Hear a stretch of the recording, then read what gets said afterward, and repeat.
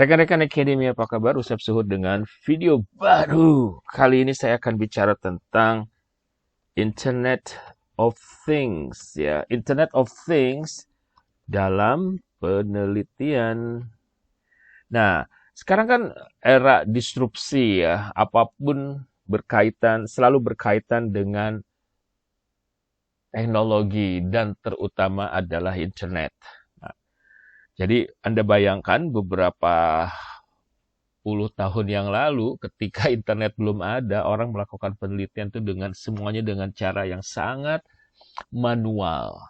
Sekarang no way, ya. Dengan bantuan internet kita bisa melakukan apa saja, melakukan apapun di rumah di satu titik, ya. Eh, tapi memang nggak se ekstrim itu. Kadang kita juga memang perlu melakukannya keluar. Nah, ada beberapa, ini terutama buat para peneliti pemula, buat mahasiswa-mahasiswa, apa saja yang harus Anda kuasai, apa saja yang harus Anda pahami. Ini minimal ya, minimal Anda bisa mencari atau mendapatkan informasi lain. Pertama, dan terutama lagi untuk riset-riset yang berkaitan dengan sosial, ya, atau di bidang sosial, ya, termasuk di bidang ekonomi, bisnis, manajemen, dan seterusnya. Internet of Things. Jadi, kita tentu saja, gitu kan, tentu saja Anda memerlukan portal berita, ya, atau news portal. Saya tulis pakai bahasa Inggris saja, biar saya lebih mudah. Portal berita itu yang kayak gimana? Ya, contohnya banyak ya, kayak kompas.com, apalagi detik.com, tempo.co, dan macam-macam yang lainnya, ya. Nah, selain portal berita yang Anda butuhkan, oh ya, untuk apa portal berita? Tentu saja Anda ingin mencari informasi kekinian tentang satu topik tertentu, terutama bisnis, ya. Misalkan kita mau di Kompas itu kita mau cari informasi tentang apa? Tentang bank syariah misalkan. Nah, ya ke sana aja larinya gitu, ya. Terus kemudian yang bisa kita lakukan lagi adalah kita menggunakan Google. Wah, Google ini udah luar biasa. Ada yang lain-lain sih selain Google, misalnya apa? Bing, ya. Terus apalagi. Cuman tidak semua di Google tuh bisa ada apa aja gitu. Ya, sementara di Bing tidak terlampau lengkap. Begitu nggak sih? Ya, itu berdasarkan pengalaman saya, ya. Berikutnya adalah Anda perlu menguasai yang disebut dengan Scholar Google. Masih Google lagi, tapi ini Scholar. Khusus terdiri biasanya di sana informasi-informasi tentang artikel jurnal. Di situ ada artikel, ya. Artikel jurnal, artikel ilmiah dalam jurnal.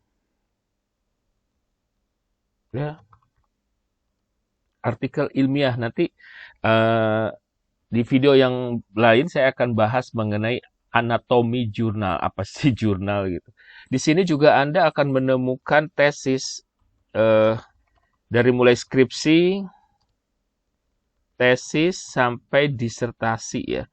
Jadi skripsi untuk anak S1, tesis untuk mahasiswa S2, dan disertasi untuk mahasiswa S3. Tapi di luar negeri, tiga ini tuh tetap disebutnya tesis aja. Jadi ada tesis S1, tesis S2, tesis S3 gitu, ya. Beda ladang, beda belalang. So, jangan terlampau khawatir untuk hal itu. Ada artikel ilmiah, di sini juga ada buku. Ya, buku. Terus kemudian nanti kita berkenalan dengan Scholar Google ini. Saya cuma sekarang ini mengidentifikasi dulu apa saja yang bisa yang berkaitan dengan internet, ya, yang bisa membantu penelitian kita. dalam penelitian atau untuk penelitian ya. Ada Scholar, Google.com, atau bahasa Indonesia itu Google Cendekia ya, Google Cendekia. Selain buku, sebetulnya ada juga kita bisa mendapatkan itu loh, informasi tentang paten ya, paten atau hak cipta ya, copyright. Di sini Scholar ada artikel ilmiah. Oh, ada lagi yang disebut dengan proceeding. Nah, proceeding ini adalah jadi gini, artikel dalam jurnal ilmiah, berarti di sini ada artikel dalam proceeding. Nah, apa bedanya ya?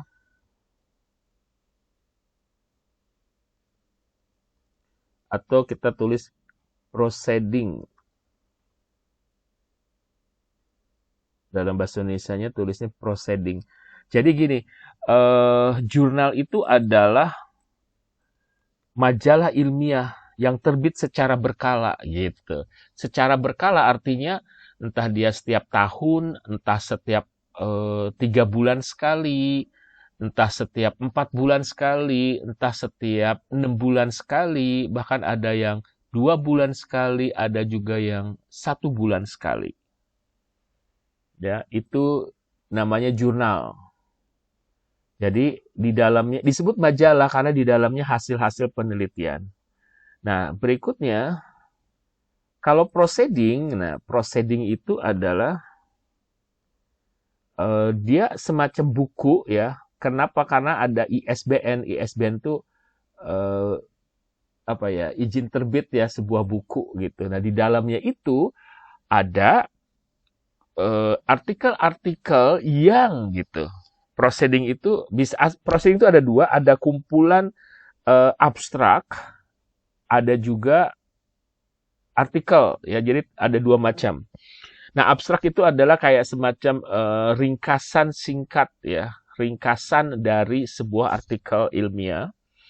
Nah, proceeding itu diterbitkan biasanya setelah atau sebelum atau pada saat sebuah konferensi.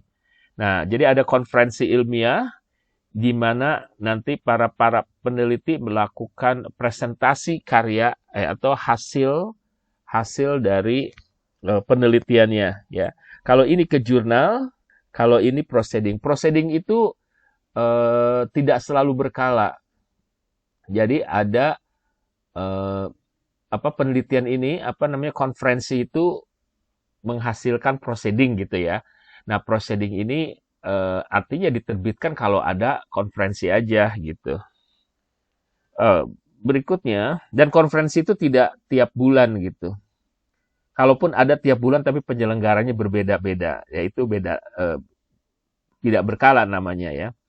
Ada Google Scholar, terus kemudian kita juga, nah ini jangan abaikan nih, translate.google.com. Buat Anda yang merasa bahasa Inggrisnya kurang, maka translate.google.com ini sangat membantu Anda. Kalau saya biasa menggunakan ini Grammarly. Ya, Grammarly.com. Grammarly.com ini dibutuhkan ketika kita mau kita menulis artikel dalam bahasa Inggris. Oh ya, Anda ketika menulis artikel ilmiah atau bahkan skripsi Anda kan nanti akan membuat abstrak. Nah, biasanya abstraknya itu juga perlu jadi abstrak itu ada dua macam ya, ada dalam bahasa Indonesia dan ada juga dalam bahasa Inggris. Nah, Grammarly.com atau mungkin masih banyak lagi selain Grammarly yang bisa memperbaiki bahasa Inggris Anda gitu. Ya, misalkan Anda menulis dalam bahasa Indonesia, lalu ditranslate, lalu digrammarly-kan. Oke, masih kita lanjutkan apa saja yang menjadi hal penting dalam hal penting Internet of Things untuk penelitian kita. Di sini ada yang disebut dengan untuk mencari ini nih, saya akan mencari jurnal. Tadi kan artikel bisa ke Scholargul. Ada juga yang kita bisa langsung sciencedirect.com.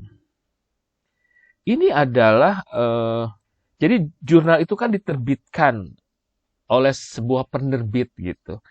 Nah, ada yang disebut dengan sciencedirect.com, di mana dia itu adalah penerbit besar level internasional dan jurnal-jurnalnya dianggap jurnal-jurnalnya sangat bereputasi.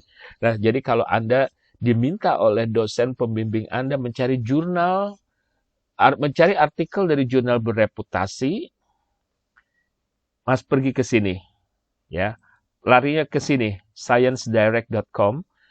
Dan ini semacam Google nanti, semacam Scholar, di mana di sana Anda bisa menemukan artikel-artikel yang diminta. Tapi tentu saja hanya yang diterbitkan oleh si Science Direct ini. Yang lainnya kita akan untuk mencari artikel atau internet lainnya, apa namanya yang melalui internet, tentu saja ada web perusahaan ya. Kadang ini untuk topik-topik bisnis kadang kita tentu saja ada web perusahaan ya. Selain tadi ada juga kita perlu BPS Biro Pusat Statistik.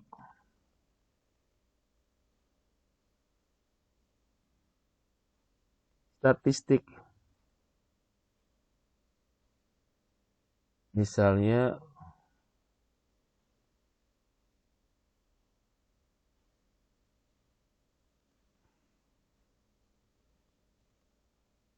nah ini Biro Pusat Statistik. Badan Pusat Statistik. Ini cari data banyak banget di sini. Ya. Anda mau cari data tentang apa? Oke. Selain jadi perginya ke bps.go.id ya. Terus kemudian sekalian saya sedang membuka ini, yang bisa kalian lakukan adalah Perpusnas, Perpustakaan Nasional Online. Nah, webnya di sini. Ya. Perpusnas. Anda dia perginya ke sini, Perpusnas. Tadi saya mundur.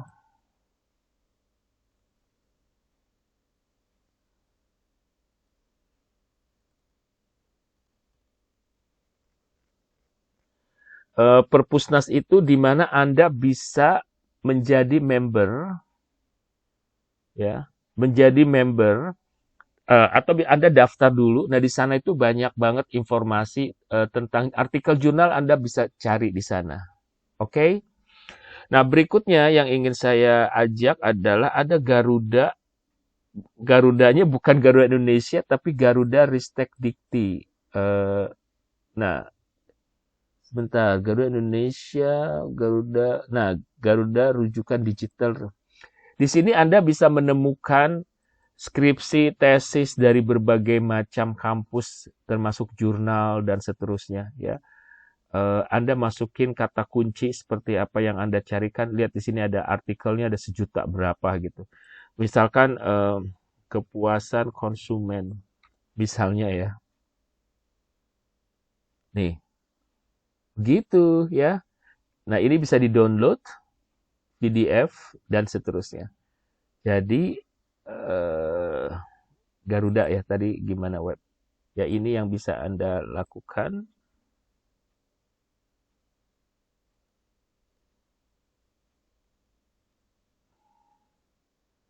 Nah, terus jadi jangan punya alasan, wah susah nyari jurnal. Oh, no way gitu. Nggak susah gitu. Persoalannya adalah Anda tahu atau tidak. Oh ya, saya coba buka ini ya, sciencedirect.com. Nah, sciencedirect.com seperti ini. Anda pergi ke ini untuk cari jurnal. Sebentar, saya sign in dulu. Anda bisa sign in ya, Anda sign in, terus Anda nanti bisa mencari artikel jurnal dengan sama seperti ini, gunakan search engine nanti ya. Oke, berikutnya yang bisa Anda lakukan setelah itu adalah kita bisa pergi ke mana? Ada bisa pusat statistik, bisa ke mana lagi ya, data-data tuh bergelimpangan. Anda bisa ke BI, Anda bisa ke web kementerian, dan seterusnya. Nah, ada lagi yang bisa Anda cek adalah ini. Untuk mencari jurnal, nah ini jurnalnya ke sini. DOAJ. Nah, ini ada jurnal nasional maupun jurnal internasional. Ya. DOAJ ya, ini Anda bisa cari, misalkan artikel juga bisa Anda cari ya.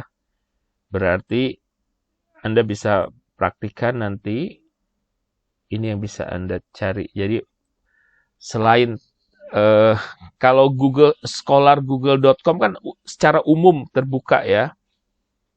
Misalkan kayak gini. Ya. Kepuasan konsumen. Misalkan begini. Maka artikel-artikel keluar, nanti tinggal di-download aja, oke? Nah, sedangkan kalau DOAJ itu artinya itu portal khusus untuk jurnal yang terindeks oleh dia gitu. Kalau Science Direct itu yang terindeks oleh si Science Direct, DOAJ berarti jurnal-jurnal yang terindeks oleh DOAJ aja, ya.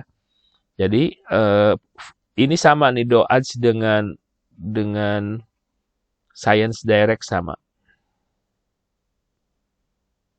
Oke, Anda juga bisa masuk ke sini, scopus.com. Tadi Science Direct, yang ini scopus.com. Ya, misalkan scopus.com. Anda cek di sini source-nya, misalkan ini untuk mencari jurnalnya. Tadi kalau mencari artikelnya, ini dokumen ya. Berarti Anda mencari kata kuncinya aja, misalkan consumer. Karena ini bahasa Inggris, maka kata kuncinya bahasa Inggris. Begitu ya. Nah, seperti ini. Alright. Nah, ini artikelnya. Nah, artikel-artikel ini bisa ada yang berbayar dan ada yang gratis. Berbayar itu artinya ada open access, ada juga yang close access. Open access artinya artikel itu bisa di-download oleh kita secara gratis, tapi ada juga yang berbayar. Nah, berbayar itu ini ada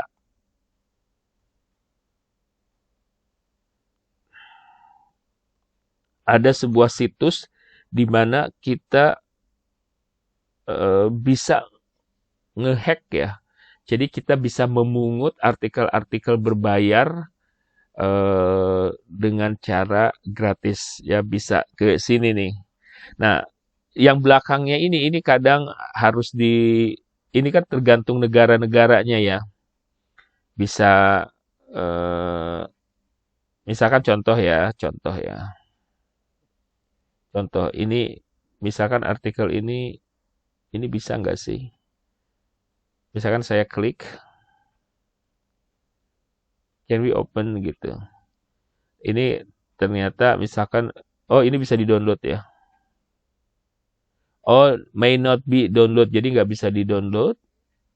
Nah, kalau nggak bisa di-download, misalkan kita judulnya. Kalau nggak judul, nanti di sini ada yang disebut dengan doi. Doi itu, nah ini semacam doi ya. Ini doi. Ya, ini saya copy, lalu saya buka di sini. Misalkan ini, Sci-Hub. Ya, tinggal dibuka, artikelnya bisa keluar. Oke, semacam itu. Artikelnya bisa keluar. Nah, ya ini saya pasti diomelin banyak orang karena saya membocorkan ini. Berikutnya, yang bisa kita peneliti itu tentu saja selain Microsoft Words ya. Nah, ini untuk cari artikel, cari data ya, Anda juga harus memahami biasanya kita menggunakan Microsoft Office sudah pastilah ya. Microsoft Office itu mulai dari Excel, dari Words gitu kan, termasuk PowerPoint. Untuk apa PowerPoint? Oh pasti banyak perlunya. Oke. Selain itu, setelah Anda menulis, Anda pergi ke Google Scholar, pergi kemana-mana, saatnya untuk penelitian kuantitatif itu Anda akan menggunakan berbagai macam aplikasi ya. Termasuk di sini kuesioner. Anda membuat kuesioner daring gitu. Kuesioner daring itu macam-macam cuy. Coba misalkan Anda bisa Microsoft apa istilahnya? Bisa menggunakan, kalau saya menggunakan Office 365. Terus ada lagi orang menggunakan Google Form. Ada lagi orang menggunakan Survey Monkey gitu. Ada lagi Qualtrics. Saya dulu langganan Qualtrics tapi mahal banget ya. Qualtrics.com. Banyak banget survei-survei. Nah, kita coba pergi. Oh ya, saya juga sini tadi belum baca ini ya, Grammarly.com kayak gimana nanti saya perlihatkan sekarang. Sekarang saya mau lihat dulu di sini. Nah, kalau Anda menggunakan ini, nah ini yang disebut dengan Office ini tuh ada formnya ya Office 365 ada formnya. Kalau Anda menggunakan email kampus ya, menggunakan Outlook Anda bisa. Nah ini contoh-contoh kuesioner yang udah pernah saya buat. Terus kemudian bisa menggunakan itu atau bisa menggunakan tadi yang saya bilang ada Google Form. Klik begini aja ya. Nah, Google Form tapi Anda harus punya alamat Gmail ya. Punya Gmail dulu untuk bisa memiliki Google Form. Ini untuk membuat kuesioner. Ya, ini contoh-contoh kuesioner yang pernah saya buat. Terus ada juga yang disebut dengan Survey Monkey. Tapi Survey Monkey ini udah sangat profesional, guys. But however, saya belum pernah pakai. Cuman yang saya tahu, kalau kita pakai Survey Monkey ini, kita bisa menggunakan versi gratisan dan itu kalau nggak salah dibatasin hanya sampai 100 responden. Tapi kalau Anda bisa sign up free. Kalau Anda menggunakan sign up free itu maksimum tuh 100 responden deh. Ketika Anda membutuhkan lebih dari 100 responden, Anda harus go premium. But however barangkali peraturannya udah berubah, Anda bisa cek lagi. Ada lagi, nah ini yang tadi saya bilang Qualtrics. Qualtrics ini Masya Allah ya mahal banget. Dulu saya pernah pakai gratis ya dari kampus, tapi terus kemudian menjadi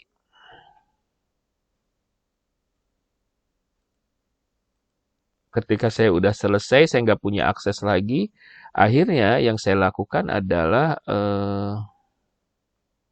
kok begini? Qualtrics.com.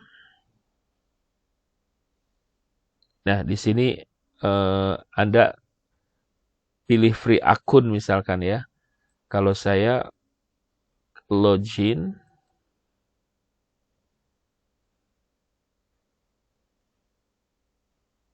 Nah, ini yang udah saya lakukan. Tapi ini udah saya nggak pakai lagi, ya. Saya udah nggak pakai lagi.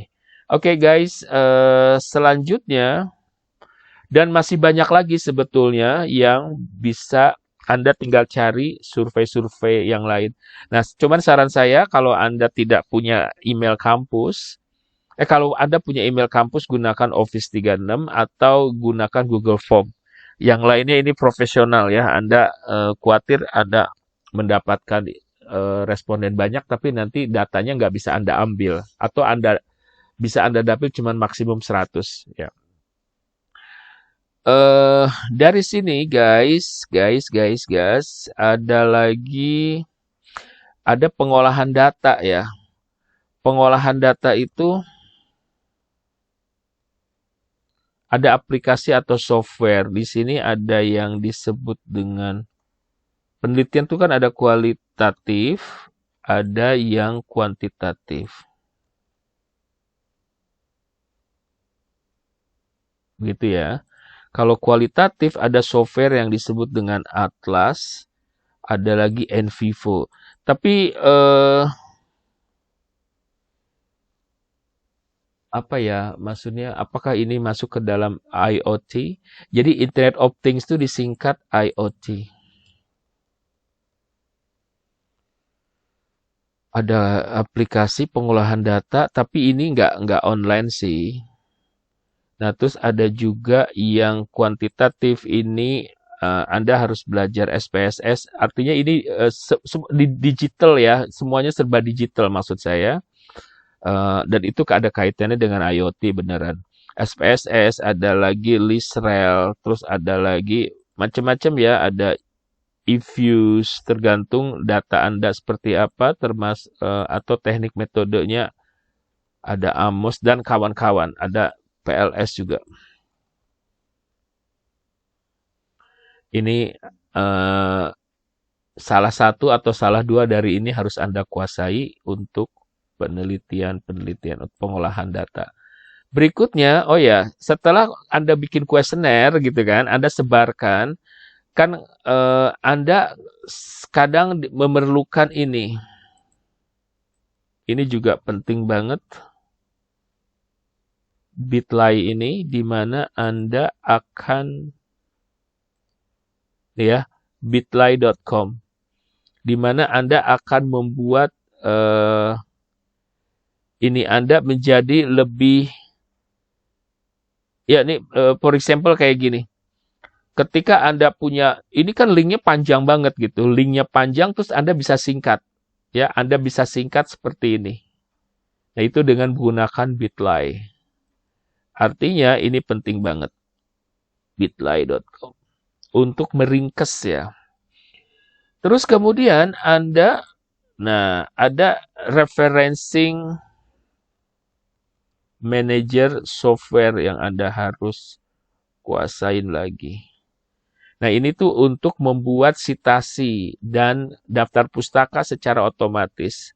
Maka referencing ini ada beberapa. Misalnya ada yang sebut dengan EndNote.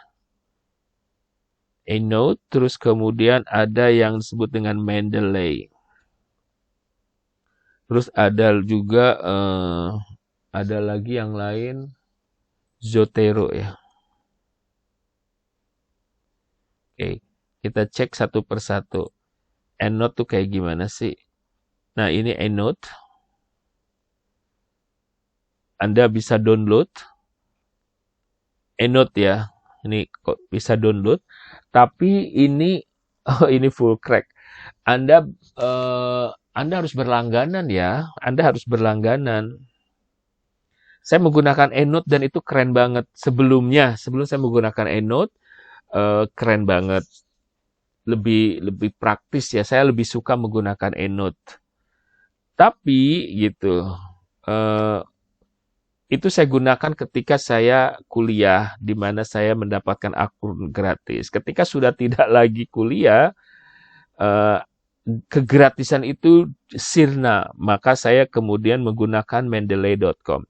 Anda mahasiswa wajib menggunakan salah satu dari ini ya. Nah, ini contoh yang saya punya. Jadi kita punya library seperti ini. Kalau dulu banget orang-orang secara manual bikin daftar pustaka, sekarang daftar pustaka dengan Mendeley. Oke, kita akan lanjutkan setelah punya referencing manager software, pengolahan data, cari cari ini dan seterusnya. Terus kemudian jurnal juga udah. Oh ya, di di fakultas kami ini ada. Nah, ketika Anda punya tugas wajib ya di tempat kami di Fakultas Ekonomi Universitas Negeri Jakarta, mahasiswa wajib publikasi dan itu ada jurnal khusus untuk mahasiswa ya. Jadi mahasiswa nggak pusing-pusing lagi nyari kemana. Nah, ke sini ya. Nah, ini Anda tinggal di sini atau Anda bisa cari-cari artikel yang berkaitan dengan tugas Anda. Bisa ada di sini semua. Alright.